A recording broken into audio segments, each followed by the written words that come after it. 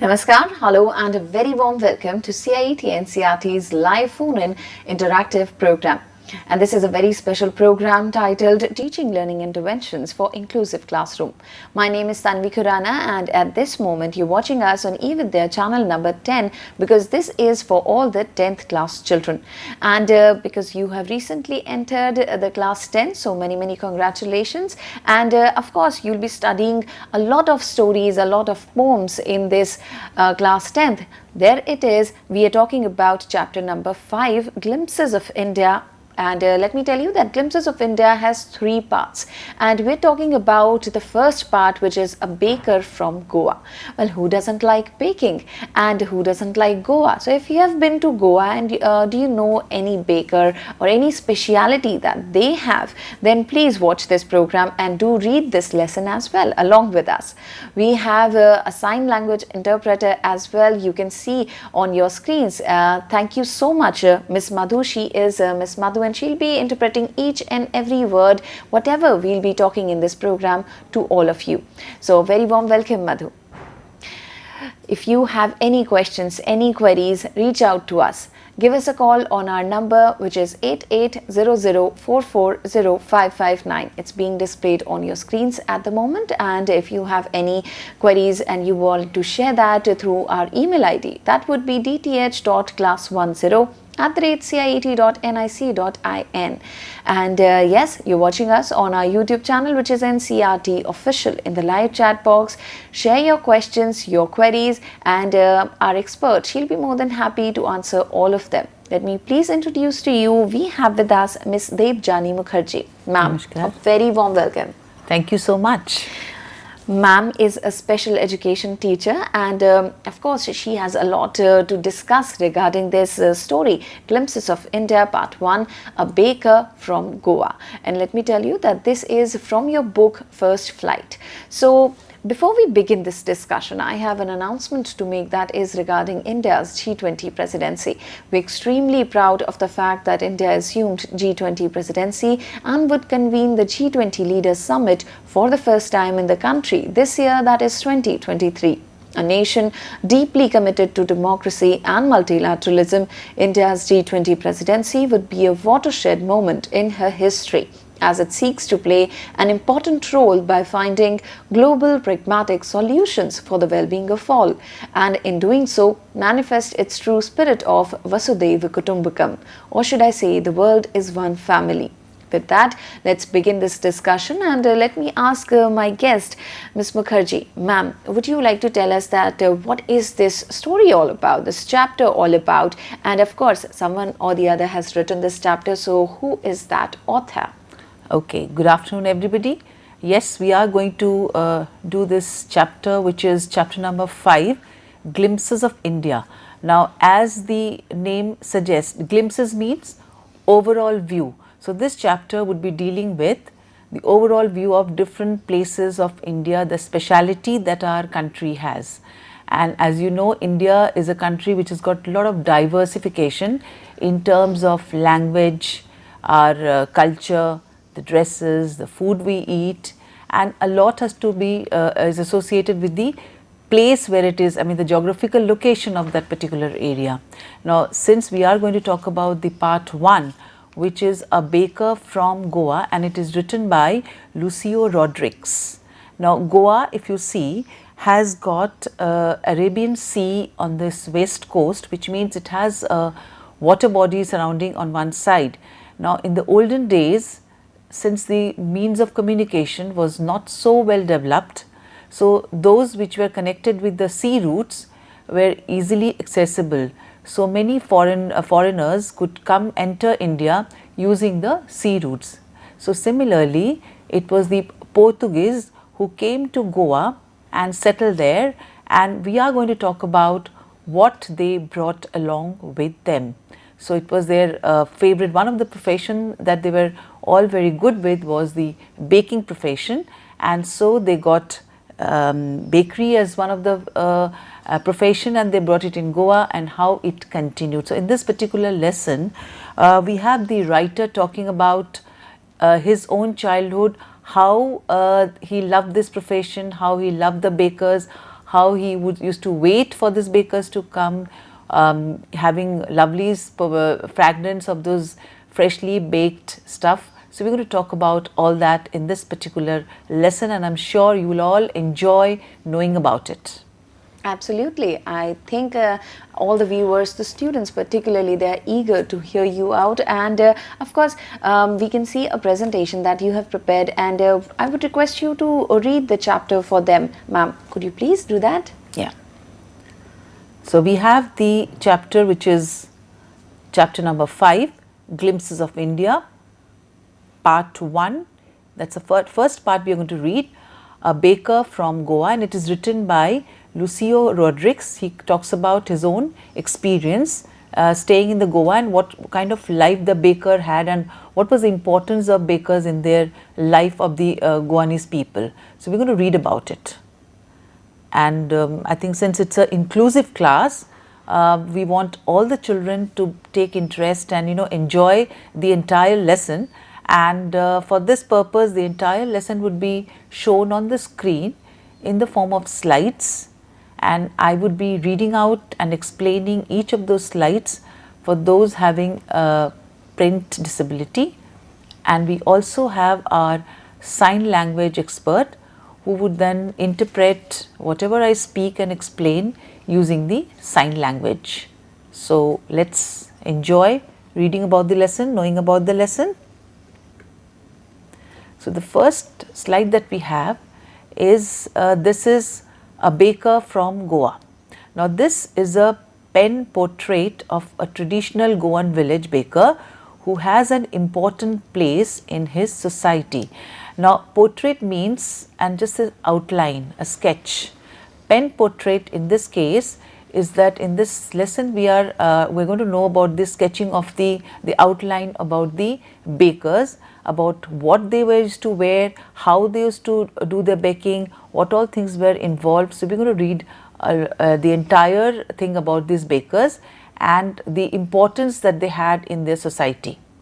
So it says, as the story goes, or by the author, he writes that our elders are often heard reminiscing nostalgically about those good old Portuguese days, the Portuguese and their famous loaves of bread. So the author says that the older people in their houses, they would always talk about their older days, and they would talk it with very happily. I mean, they remember their childhood with very fond memories, talking about how the Portuguese had baked different types of breads and how they would sell it in the market. Now those eaters of loaves might have vanished, but the makers are still there, meaning vanished means to go out of sight. The bakers, which means initially it was by the Portuguese people might have left the country, but they still have the process of baking is still on. Why? Because in the process of baking there are 3 steps which are involved. First, that is the mixer, which is mixing of the ingredients, and the next step involves putting them in the correct mold, the kind of shape that is required when a particular thing is being baked. And the third one is the process of baking. So the people, though the Portuguese have left, but still these group of people are still working and doing the baking process is on using the 3 steps. And also those age-old time-tested furnaces still exist. Now furnaces are the enclosed space where things can be heated to a very high temperature. So they do exist and they are in use even today in Goa. Now the fire furnace in the fire furnaces has not yet been extinguished, though there are the furnaces are still there, but they are still in use even today. And then it talks about how the children would wait for the bakers to come, and there was a special way in which the children would come to know that the bakers has come. Now usually the baker used to carry a bamboo stick which would make a musical sound when it used to touch the ground, and that is to announce all the people that yes, we are here to sell our products, please come and buy them. So the kind of sound that they would make and attract the people are still, there are some still people, bakers still there doing the same. So here we say that every morning, as the writer recollects, that every morning we can still be heard, some places these sounds could be heard even in the morning in some places. Maybe the father is not alive, but the son still carries on family profession. So this is the kind of profession which is going from generation to generation. So what was started by a father is now carried on by the next generation, that's by his son. These bakers are even today known as padir in Goa. They are being called as given a special name by the people, and they have got the special name as called padir in Goa. Now then the author recollects that how in the olden times during his childhood days, how they would eagerly wait for the bakers to come. Now it says, during our childhood in Goa, the baker used to be a friend, companion and guide. They played a very important role in the life of the people. He used to come at least twice a day. The baker used to come twice a day. First in the morning, when he had got everything which was fresh, they carried it in a basket, and of course at the end of the day, when the basket would be almost empty, so again they would come twice. So every day they used to come twice and inform the people about whatever they are carrying. Now when he returned after emptying his basket, a huge basket, they would again come back. Now the jingling thud of the bamboo woke us up from a sleep, and we ran to meet and greet him. So every day when the baker would come, he would make a sound, and that is to announce the whole world that they have come with the freshly baked stuff, and that would make the author jump out of the bed and get excited to check what was there in the basket. Now the children did not go close to the baker to see or to get the loaves of bread. They were interested in something called bangle bread, which was in the shape of a bangle, roundish shape, which a little hole in the center. At times they were also sweetened during the festival season. So the children were more interested in eating those bangle bread than the normal loaves of bread. Usually it was the maid servant, the servants of the house, who used to collect these breads, and it was never the children always used to come and gather around whenever the baker used to come to sell, but they were all the time shooed away because they would make a crowd and kind of make a chaos on the whole thing. But the children were no less, they would climb up onto the something which is higher, that is climbing onto the chair or maybe on the parapet, to check what was there in the basket. And then he also says that we then did not even care to brush our teeth or wash our mouths properly. They were so excited to taste those lovely fresh bread that they did not bother to even brush their teeth. And then in those days, brushing probably was done by using the stick of the plants, like we use neem stick, as you have heard of. Probably in Goa they would use the mango sticks. So he says, the author says, who will take out the time to go and get the stick? So they would quickly have it without brushing their teeth, and would say that because whenever you have some hot cup of tea, that would brush down everything, whatever there in your mouth.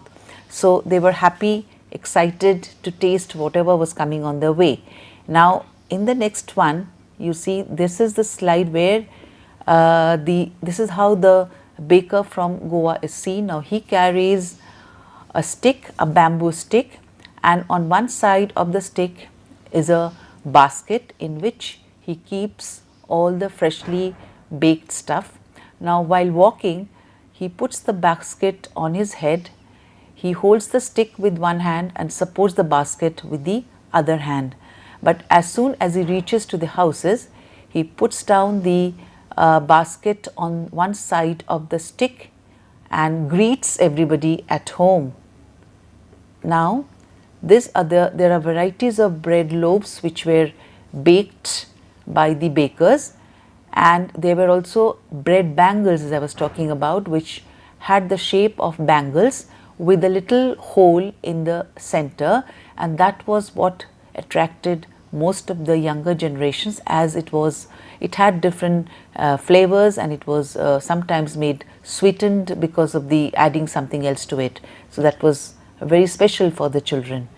Now, can we relate a donut to this? Yes, it looks like a shape of a donut, absolutely. Okay. It looks like that. Of course, you get to see eat those donuts which has got little sugar coated on it, but the shape resembles the same. So probably it has come from there, I do not know, maybe from there it has come. Maybe. And the baker was so important in the life of Goanis that for all occasions, for all good occasions, they had to take help of the bakery. So whether it was a marriage, or it was a housewarming party, or it was a Christmas, so baking stuff were included in all, and no function was complete without including them. So they had special kind of baking stuff for different occasions. Now we have the, as the author writes, marriage gifts are meaningless without the sweet bread known as the bowl.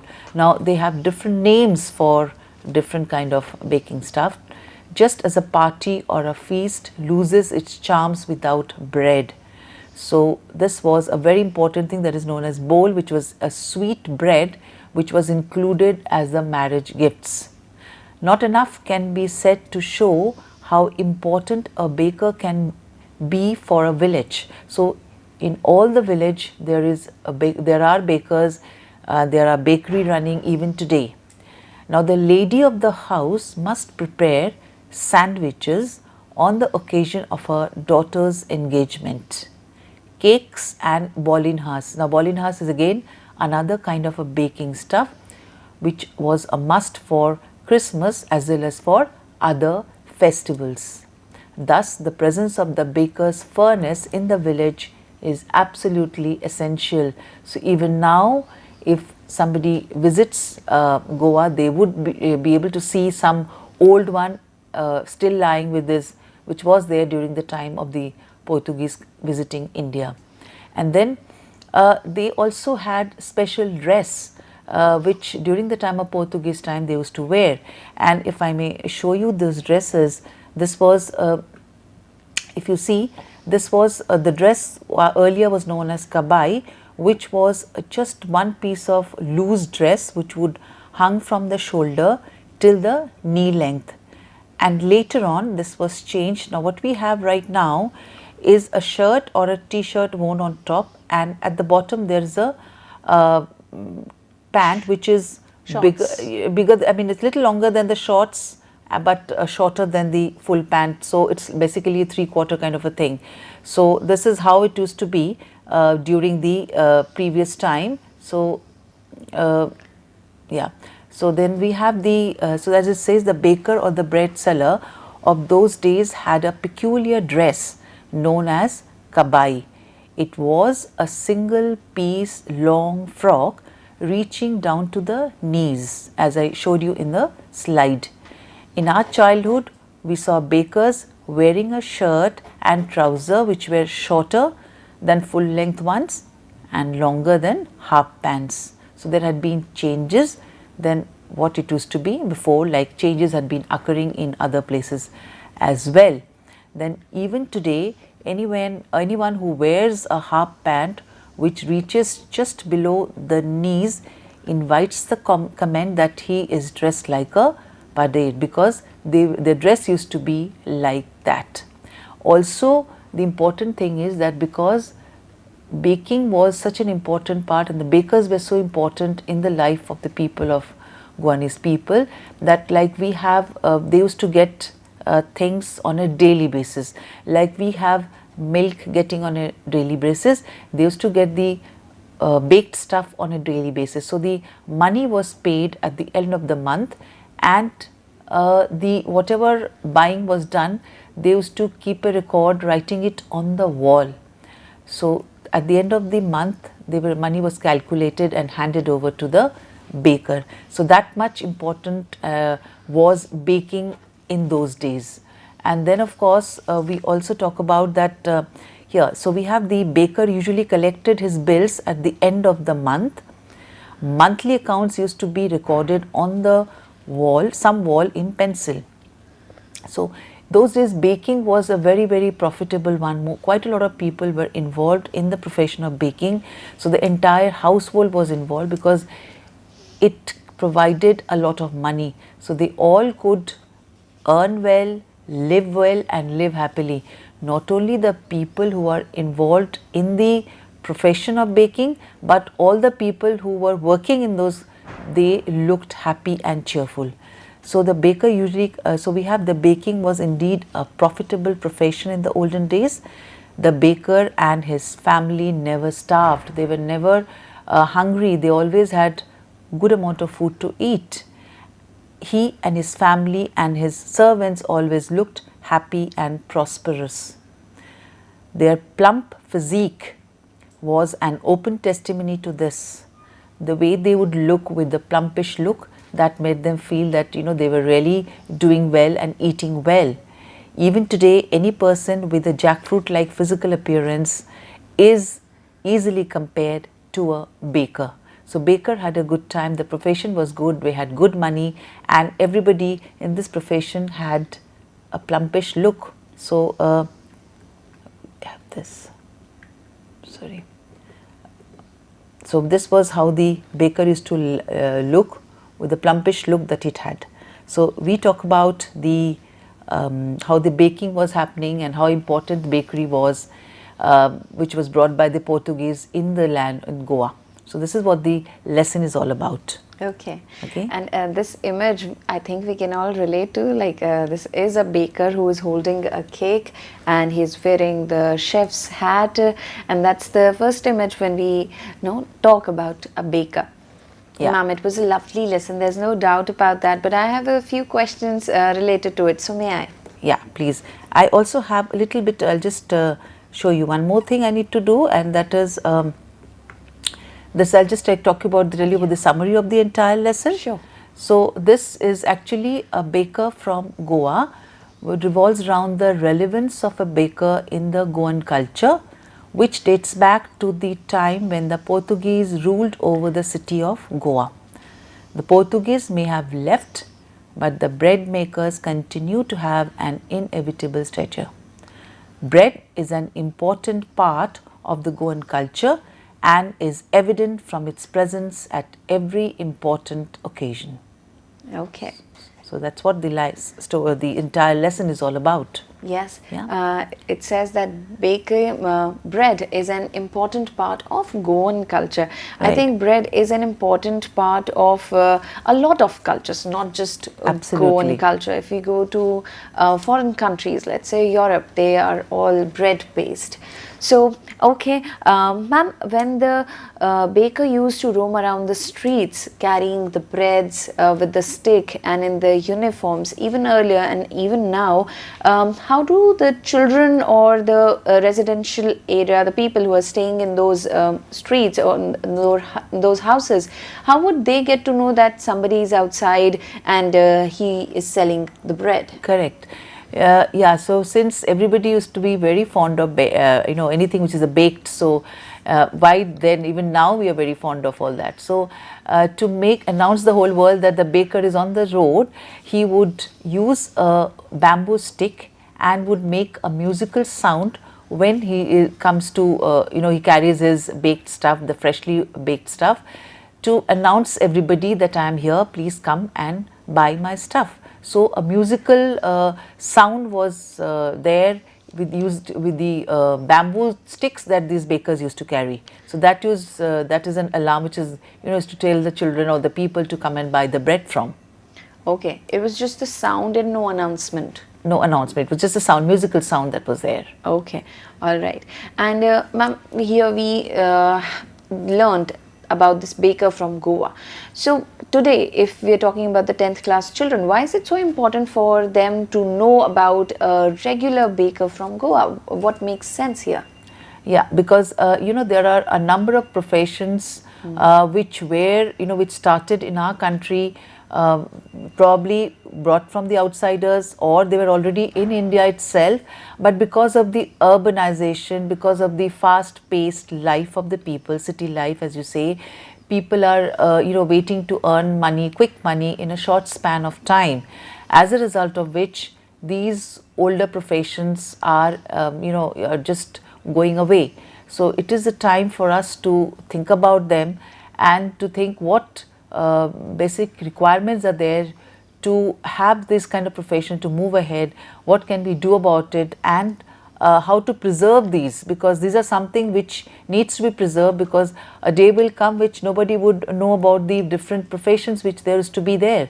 Something like weaving the bamboos, which takes a lot of time, and this is all made using hands. Now the machine has come about, so people are more dependent on using a machine. So it's important for everybody to know our basic culture, where we originated, and how important, from there we can move on ahead using the different techniques even now. Okay, because we are talking about an inclusive classroom here, ma'am.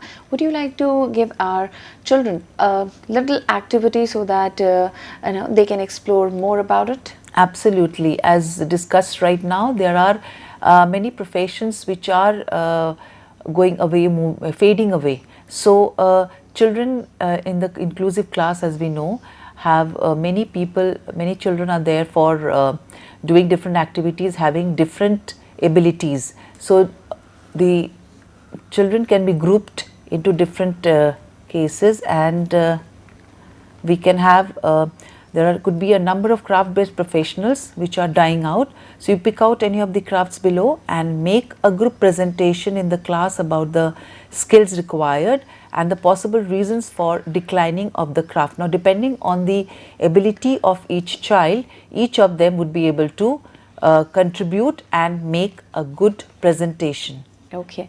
Ma'am, any advice you would like to give to the parents so that the children can benefit maximum while reading this program despite their various disabilities? Yes, because we want everybody to enjoy and learn, and it is important for the parents also to know that no two siblings are also same. So find out their the weaknesses and the strength, and try to improve on their strengths, give them the activities which they would be able to do, and encourage them at each stage, give them more exposure so that they learn while doing the activities and they feel happy in achieving something in their life. The more they do, the more they learn.